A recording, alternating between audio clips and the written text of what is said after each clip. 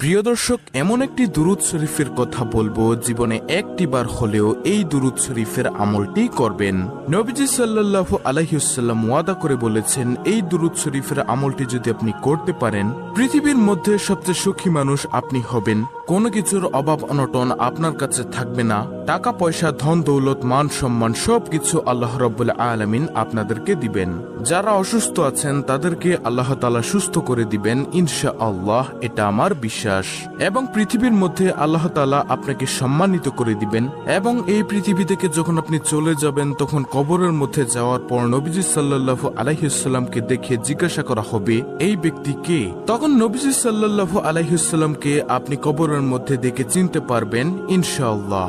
কারণ প্রকৃত মুমিন কখনো নবীজি সাল্লাল্লাহু আলাইহি ওয়াসাল্লামকে চিনতে ভুল করবেন না। আল্লাহু আকবার। দর্শক, কবরটা হবে খুবই ভয়ঙ্কর। নবীজিকে যদি আপনি চিনতে না পারেন, আপনার স্থান হবে জাহান্নাম। আর আপনি যদি নবীজি সাল্লাল্লাহু আলাইহি ওয়াসাল্লামের দুরূদ শরীফের আমলটা যদি করতে পারেন, তাহলে অবশ্যই নবীজিকে কবরের মধ্যে থেকে চিনতে পারবেন এবং বলতে পারবেন, ইনিই হচ্ছে আমার মায়ার নবী, বিশ্ব নবী, আখিরি নবী হযরত মুহাম্মদ সাল্লাল্লাহু আলাইহি ওয়াসাল্লাম। এত পাওয়ারফুল, শ্রেষ্ঠ এই দুরূদ শরীফটি। তাই আমি আপনাদেরকে এই শ্রেষ্ঠ দুরূদ শরীফের আমলটা সম্পর্কে বলে দিব ইনশাআল্লাহ। তাহলে চলুন শুরু করা যাক। দর্শক, কবরের মধ্যে আপনাদের কোনো ভয় থাকবে না এবং যেই হাসরের ময়দানে মানুষ হাহাকার চিৎকার করবে, এই হাসরের ময়দানেও আপনাদের কোনো ভয় থাকবে না। এবং হাসরের ময়দানে আল্লাহ রাব্বুল আলামিন আপনার হিসাবটা একেবারে সহজভাবে নিবেন, এই দুরূদ শরীফটা যদি আপনি পাঠ করতে পারেন, দুরূদ শরীফের আমল করতে পারেন। কিন্তু প্রিয় দর্শক, এখানে একটি শর্ত হলো, শুধু দুরূদ শরীফ পাঠ করলেই হবে না, পাশাপাশি আপনাকে নবীজির সুন্নত এবং আল্লাহ তাআলার ফরজ বিধানগুলো পালন করতে হবে। দেখা গেল যে আপনি নামাজ পড়লেন না, রোজা রাখলেন না, হালাল হারাম বিবেচনা করলেন না, শুধু দুরূদ শরীফ পাঠ করলেন, তাহলে কিন্তু হবে না। হাসরের ময়দানে আল্লাহ রাব্বুল আলামিন আপনাকে ডাক দিয়ে ডাকার পর আপনার চেহারার দিকে তাকাবে এবং আমলনামার দিকে তাকাবে। তাকিয়ে আল্লাহ রাব্বুল আলামিন বলবে, যাও বান্দা, আমি তোমাকে ক্ষমা করে দিলাম। সুবহানাল্লাহ। তখন আর কোনো প্রশ্ন করবেন না। এই দুরূদের উসিলায় নবীজি সাল্লাল্লাহু আলাইহি ওয়াসাল্লামের সুপারিশে আপনি বিনা হিসেবে হাসতে হাসতে আল্লাহ তাআলার ওই সুন্দর জান্নাতের মধ্যে প্রবেশ করতে পারবেন ইনশাআল্লাহ, যদি আল্লাহ তাআলা দয়া করেন এবং নবীজি সাল্লাল্লাহু আলাইহি ওয়াসাল্লাম যদি সুপারিশ করেন। তাই আমি আপনাদেরকে অনুরোধ করে বলবো, অবশ্যই দুরূদ শরীফের আমল বেশি বেশি করবেন। যে কোনো দুরূদ শরীফ পড়লেই তো লাভ, কিন্তু এই ভিডিওর দুরূদ শরীফটা পড়লে স্পেশাল লাভ। এই দুরূদ শরীফের মাধ্যমে আল্লাহ তাআলা আপনাকে দুনিয়াতে সুখে রাখবেন, সম্মানিত করে দিবেন। যে সম্মানের জন্য সবাই পাগল, যে সুখের জন্য সবাই পাগল, কিন্তু সবাই জানে না যে নবীজির দুরূদের মধ্যে যে সুখ আছে। একবার নবীজি সাল্লাল্লাহু আলাইহি ওয়াসাল্লাম ওয়াদা করে বলেছেন, এই দুরূদ শরীফটা আপনি একবার পড়বেন আর সঙ্গে সঙ্গে নবীজির রওজা পাকে ফেরেশতারা আপনার নাম, আপনার বাবার নাম, আপনার ঠিকানা সহকারে নবীজির রওজা মুবারকে পৌঁছে দিবে ফেরেশতারা। এবং সঙ্গে সঙ্গে আপনার মর্যাদা আল্লাহ তাআলা 10 গুণ বৃদ্ধি করে দিবেন। এবং সঙ্গে সঙ্গে 10টি রহমত আপনার উপর নাজিল হবে এবং 10টি গুনাহ আপনার ক্ষমা হয়ে যাবে এবং 10টি নেকি আল্লাহ তাআলা আপনার আমলনামার মধ্যে দিয়ে দিবেন। সুবহানাল্লাহ। তাই আমি আপনাদেরকে বলবো, নবীজির দুরূদ আপনারা বেশি বেশি পড়বেন এবং আপনারা এই দুরূদ শরীফটা প্রতিদিন সকালে 100 বার পড়বেন। যদি দিনে পড়তে না পারেন তাহলে রাত হলেও পড়বেন। আর পড়তে মনে না থাকলে কোনো সমস্যা নেই, যখনই মনে হবে তখনই আপনি এই দুরূদ শরীফের আমলটি করবেন। ছোট্ট একটি ঘটনা আমি আপনাদেরকে বলবো। ঘটনাটি হলো, একজন বালক যুবক হজের মধ্যে গিয়ে তিনি সব জায়গার মধ্যে শুধু দুরূদ শরীফ পড়ছেন। বড় একজন আলেম হযরত নুমান শিবলি রাহমাতুল্লাহি আলাইহি তিনি বললেন, হে বালক, তুমি সব জায়গার মধ্যে শুধু দুরূদ শরীফ পড়ছো, হজের মধ্যে তো অন্যান্য দোয়াগুলো আছে, তুমি কি সে দোয়াগুলো পারো না? সে বালক বলল, হুজুর, আমি সব দোয়া পারি, তারপরও আমি শুধু দুরূদ শরীফ পড়ি। হুজুর বলল, কেন বালক, আমাকে বলো। তখন সে বালকটি বলল, হুজুর, আপনি তো জামানার সবচেয়ে বড় আলেম এবং ভালো লোক, এর জন্য আপনার কাছেই বলছি।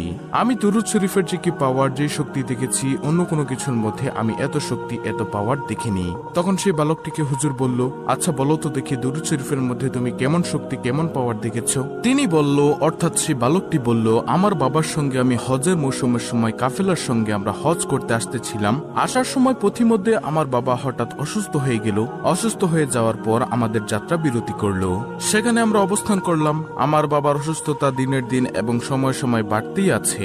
এজন্য আমাদের কাফেলার মধ্যে আমাদের সঙ্গে যারা ছিল, এক দলের মধ্যে তারা বলল, হে বালক, তুমি তোমার আব্বুর খেদমত করো, তারপরে তুমি রাস্তা দিয়ে চলে আসো।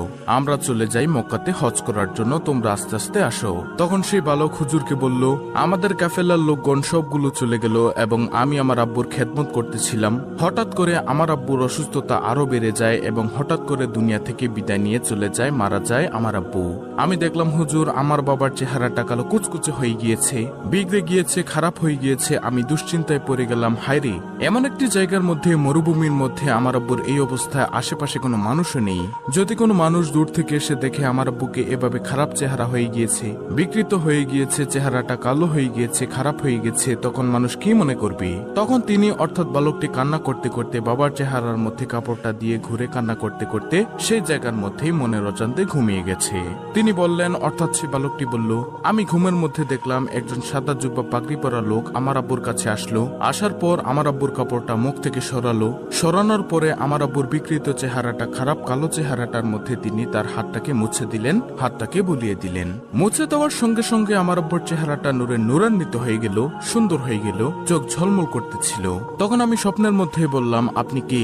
তিনি চলে যাচ্ছিলেন। আমি পিছনের দিক দিয়ে বললাম, আপনি কে বলে যান, না হয় আমি আপনাকে ছাড়বো না।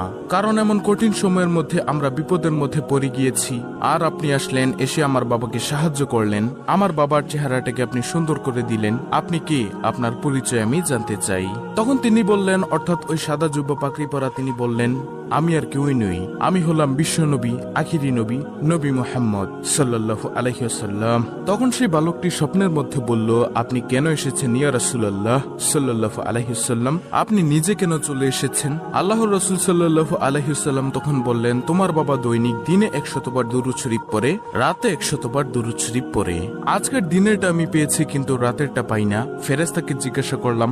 ফেরেশতারা তখন বলল, আপনার সেই আশেক, আপনার ভক্ত যে দুরূদ শরীফ পাঠ করে, আপনার উম্মত, সে তো খুব বিপদের মধ্যে আছে, দুনিয়ার মধ্যে তেমন ভালো আমল করেনি, এজন্য চেহারাটা পাল্টে গিয়েছে, বিগড়ে গিয়েছে, এজন্য রাতের দুরূদটা সে পাঠাতে পারে নাই। এটা নবীজিকে ফেরেশতা বলেছেন। তখন নবীজি তাকে বললেন, এজন্য আপনার আব্বু বিপদের মধ্যে পড়ে গিয়েছে, আমলে তেমন ভালো ছিল না, তারপরও তিনি দুরূদ শরীফ পড়তে কখনো ভুলেনি। তাই তার জন্য আমি রওজা থেকে চলে এসেছি আমার প্রিয়কে, আমার আশেককে উপকার করার জন্য, সাহায্য সহযোগিতা করার জন্য। তারপরে এটা বলে সে বালককে আল্লাহর রাসূল সাল্লাল্লাহু আলাইহি ওয়াসাল্লাম স্বপ্নের মধ্যে চলে গেলেন। এরপর সেই যুবক বলল যে, হুজুর, আমি এরপর থেকে বুঝতে পারলাম দুরুদের মধ্যে যে কি ফজিলত, কি বরকত। এরপর থেকে আমি দুরুদ শরীফ পাঠ করি। প্রিয় দর্শক, এখন কথা হলো যে কোন দুরুদ শরীফ পাঠ করলে আপনার মর্যাদা বেড়ে যাবে, সওয়াব পাবেন। আজকে যে দুরুদ শরীফটা আমি আপনাদেরকে শিখিয়ে দিব, এটা 100 বার হলেও কমপক্ষে জীবনে পড়বেন। যদি পড়তে পারেন প্রতিদিন পড়বেন, প্রতিদিন পড়াই ভালো। যদি পড়তে না পারেন, যখনই মনে চাইবে তখনই এই দুরুদ শরীফটা পড়বেন।